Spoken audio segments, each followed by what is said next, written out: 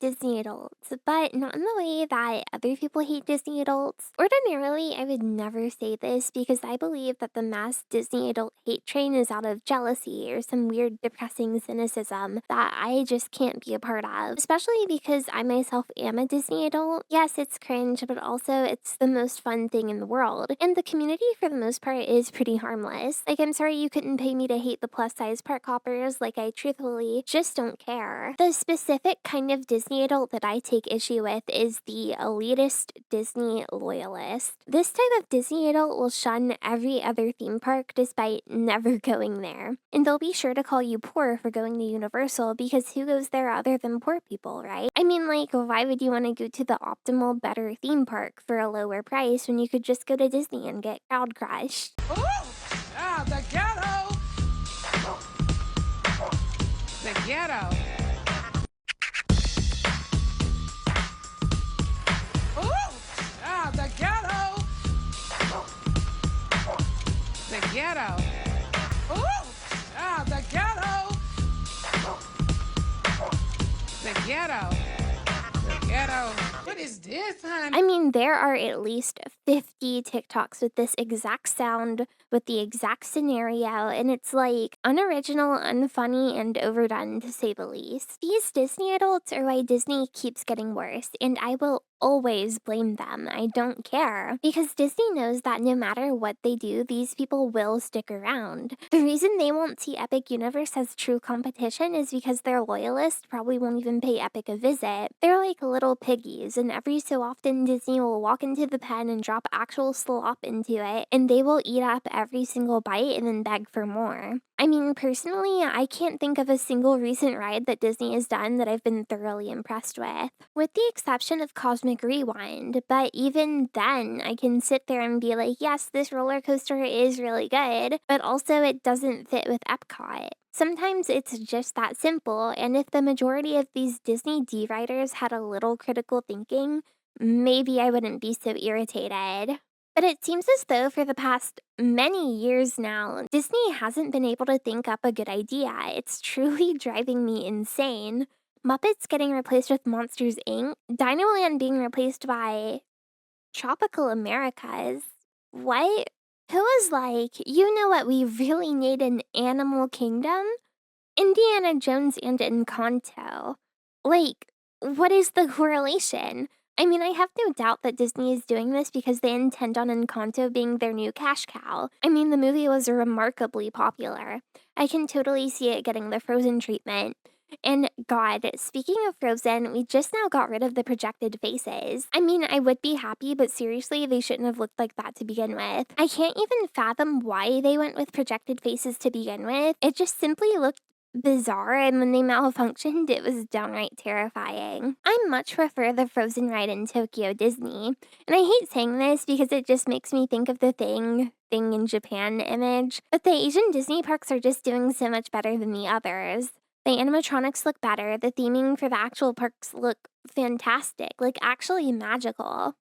And I can only chalk this up to the fact that Disney doesn't actually own the Tokyo parks. The Oriental Land Company does. But the reason I ultimately prefer their Frozen ride to ours is because it actually, like, goes through the story. I know there's a passionate group of people who are like, I've already seen the movie, I don't want to see it again. And I can sympathize with that, but good God, I'd take that over the, oh my God, guys, the movie is over and now we're throwing a party plot that they've been doing for their rides recently. It drives me crazy. There's no stakes, there's literally just nothing to it. And they did this with Tiana's Bayou Adventure as well, which is part of the reason I just can't stand it. I hate when Disney has like the perfect concept in front of them and they just don't do it. I mean, do you know how badly I wanted to see Tiana's iconic screen looks on an animatronic? But instead she's stuck in this like ugly, weird adventurer look. Like what? Also, we get new original songs and they're fine, but the original soundtrack for the movie is just too good and they missed a huge opportunity to retell the film in the form of a ride. I mean, personally, I love feeling like I'm immersed in the films, which is why I dream of going on the Tangled Boat ride in Tokyo Disney Sea. On top of everything I just said, I feel as though Disney adults are constantly saying that Universal's rides are breaking down. And I can confidently say that out of every single time I've been to Universal, I've only seen technical difficulties one time. And that was when I wasn't even on the ride, just in queue. So it really wasn't my problem. And when I finally got on the ride, it was beautiful. But every single time I go to Disney, a ride breaks down or stops or does something it isn't meant to. I mean, every single time. You go on Journey of the Little Mermaid, you're met with What's this? You've come to a stop. Maybe it's that sea witch. Listen to me. Stay seated in your clamshell while I get to the bottom of this. I went on that ride and I heard that message at least 50 times. And you want me to sit here and believe that Disney is of optimal quality and never breaks down or never has issues?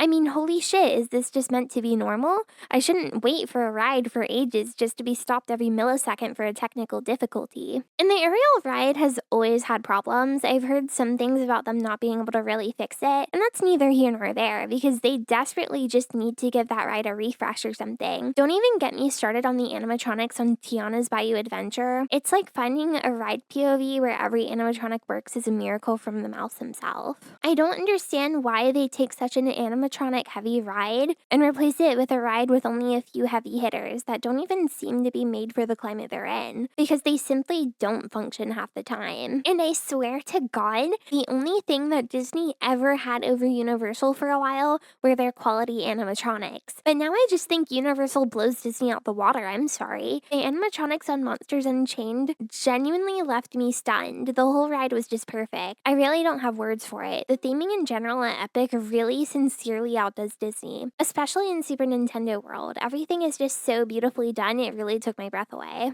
And maybe I'm biased as someone who's especially interested in Mario, but good God, it was amazing. Also, on a more general level, I just think that Universal is far more like guest friendly. The crowds aren't disgustingly bad like at Disney. The lines are honestly decently reasonable, and the whole lightning lane system at Disney just isn't user friendly. You shouldn't need to thoroughly plan each day to be able to get on the rides you want to get on. It's just stressful, and sometimes people just want to do things at their own pace. But with Universal, you can easily buy an express pass that covers pretty much every single ride in the park all day. I get one every single time I go, and it truly makes the experience.